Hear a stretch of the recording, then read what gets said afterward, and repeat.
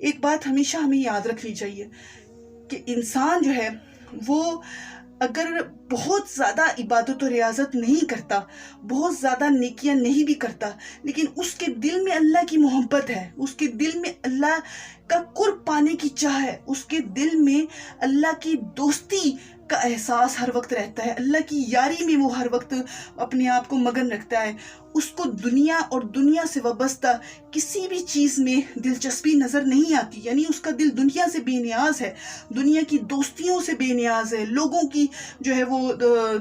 طلب سے بے نیاز ہے، لوگوں کی محبت کی طلب سے اس کا دل جو ہے وہ بے نیاز ہے، دنیا کی عزت کی طلب سے اس کا دل بے نیاز ہے، صرف اللہ کی طرف اس کا دھیان ہر وقت رہنے کی طرف لگا ہوا ہے، اس پریشانیوں میں بھی وہ اللہ کی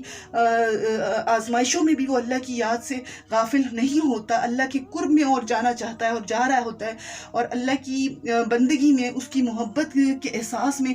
رہتے ہوئے اپنے دل کو ہر وقت سکون قلب میں رکھتا ہے، اپنے دل کو ہر وقت جو ہے وہ سکون اطمینان میں رکھتا ہے، تو پھر وہ بندہ جو ہے وہ آزمائشوں کی جلگار کے باوجود، آزمائشوں پریشانیوں کی برسات کے باوجود، اس کی بوچھار کے باوجود، تکلیفوں اور آزمائشوں کی بوچھار کے باوجود، ان کی یلغار کے باوجود